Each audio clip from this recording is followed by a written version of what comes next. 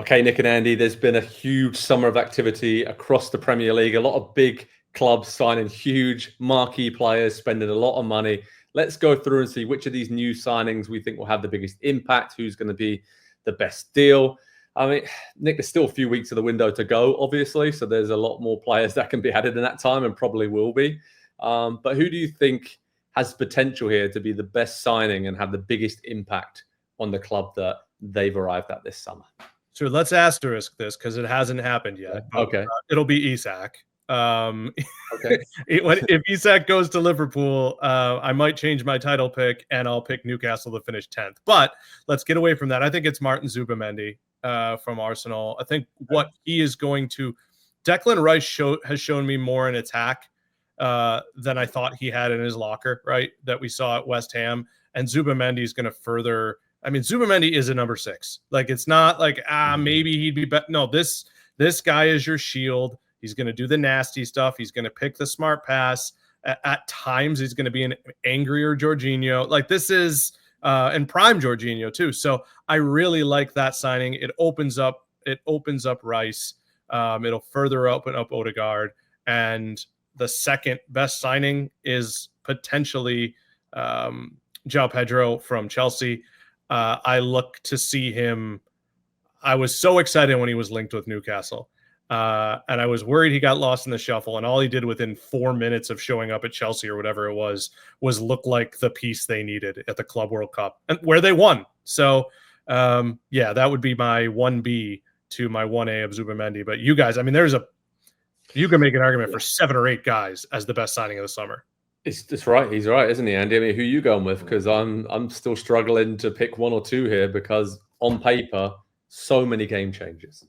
Yeah, I went with the 1B there in Joao Pedro. I think he's such a complete player. And we don't really, I know, he was at Brighton. We should talk about Brighton players a little bit more because of the success that they have there and the way that they go on.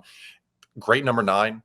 Really solid, kind of operating as a 10 in there as well, and just has so much versatility to his game for a team that, it is fairly rigid, I think, with Maresca, and so I think you need a player that can kind of operate on the same wavelength as Cole Palmer, so I think it's going to maybe unlock a new level of Palmer as well, bringing him in someone else that can create chances for someone else or himself in the team, but also is really good on the counterattack. He's such a complete, he might be the most complete center forward that we have in the league because his passing, I think, trumps everybody else in the league. Actually similar to Harry Kane. When he was kind of at the top of his game, when Kane had a little bit more mobility still to his game. So yeah, I think Pedro is going to eat, whether it's scoring a ton of goals, assisting a ton of both, maybe. I think he's going to be a massive success for them. And I think the piece that kind of stabilizes Chelsea, they've been so up and down because they have so many players, they've had so many injuries, there's been so much constant change. It feels like this summer, aside from the injury to Levi Colwill very recently, which is going to, force them to do something along the back line, it feels fairly settled at Chelsea. Yes. And that's the first time in a long time.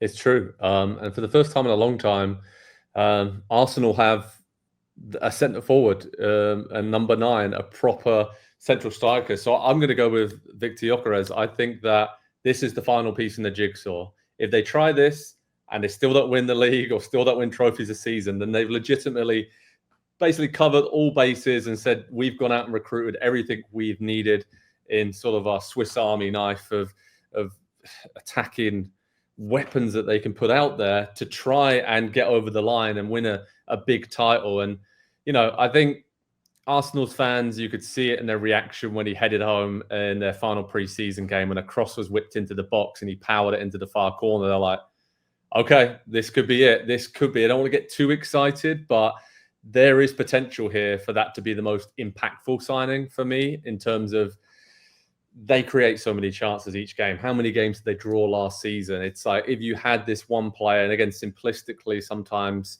it sounds just too easy, but have a big body in there, cause chaos. He's obviously his finishing ability. We know he can score goals, but just the gaps it'll open up for other people as well. I've gone all in on Gyokeres, and I think that he will have a really big impact. And I also, Florian Wirtz, I think that's kind of my overall pick in terms of the sign. And yes, he was a lot of money, but he's pure class, absolute quality.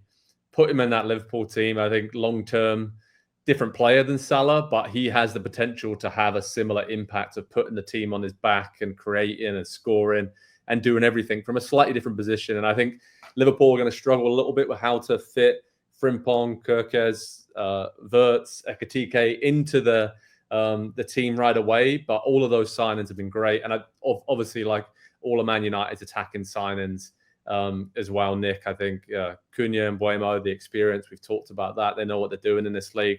And Sesko, the potential's there. Let's see how him, Gyokeres, and others adapt to the Premier League. I think that's what's exciting about these signings, that we haven't really seen a lot of them in the Premier League before. So it's going to be fresh. It's going to be new. I think it's going to be quite dangerous for the teams they're playing against and players not being used to coming up against them and their strengths. Nick, talking about other sort of signings, maybe second chances. Anybody else that really stands out to you? I think Jack Grealish going to Everton stands out to me as a loan signing, which is a big opportunity to kind of get your career back on track. But is there anybody else we haven't mentioned that falls into that kind of category for you? Yeah, Reinders from Manchester City. I think that watching him with Pulisic last year, you got a guy who, gosh, I hate saying this, but like he can fill the Gundogan role. He could potentially also fill a little bit of what De Bruyne was doing. I think he's exciting. There's a little bit of flair there. And they now have pieces that need to be given the ball in the best situations. And there are some questions about. We know Bernardo Silva can do that. I think Reinders is someone who can find Shirky. He's someone who can find Haaland. He's someone whoever is deployed on the other side. And honestly, it's crazy to me that we're, a couple dozen minutes into talking about the Premier League. At some point, we will talk about Man City. It wouldn't be shocking if they were a powerhouse again. It honestly wouldn't. They're strong up the middle now. If Rodri is healthy, and we know he's had his setbacks, Ruben Dias is still there. Vardiol is a monster. They could be right up the middle, as strong as it gets. Yeah, that's true. Andy, any other strong signings that you like the look of this summer? I mean, Spurs have done some decent business as well. And, I think maybe it's some of the other teams keeping their players, right? Like for now, Aston Villa keeping hold of Ollie Watkins and just some other big players that right now have not moved on.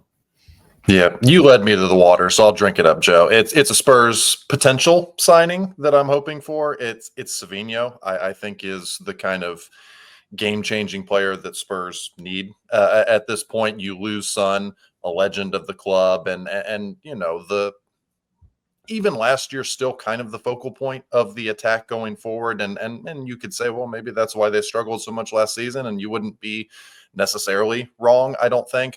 But he is the type of player that, when you think about Tottenham Hotspur, the way that they have played traditionally, he fits into that mold. Obviously, incredibly talented. The production wasn't maybe there in season one at Manchester City, but aside from Haaland, what players' production is there in season one at Manchester City?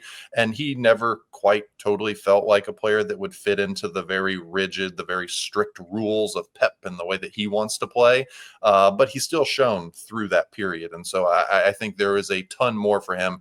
You mentioned, Joe, players kind of getting a second chance. If he gets a second chance, not that he struggled at City, but if he goes somewhere where he's given a bit more of that freedom in the Premier League, I think he could be...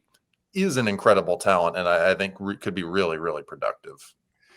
It's going to be very productive, I think, to see these first few weeks of the season for us to really wrap around what these players can do, what they can achieve. Like I said, so many new players coming to the Premier League, but also probably still a lot more to join them as well in the final weeks of the window, because the likes of Chelsea and others certainly need to offload players and talking about bringing in other players as well. So it's going to be exciting to see the business that is added on to what has already been an incredible summer of transfer activity across the Premier League. So head over to Pro Soccer Talk at NBCSports.com for all the latest analysis and news on those transfers. We'll have our season predictions and preview material as well. Really looking forward to seeing how all these new players get on. And of course, the players we picked, all three of us, they're going to be great and they're going to hit the ground running and they're going to be the best signings their clubs have made. That's how it works, right, lads? So everybody agrees with us. I'm totally sure of that. Hi, I'm Rebecca Lowe, and as we head towards the end of an exciting Premier League season, make sure you like and subscribe on the NBC Sports YouTube channel for more content like this.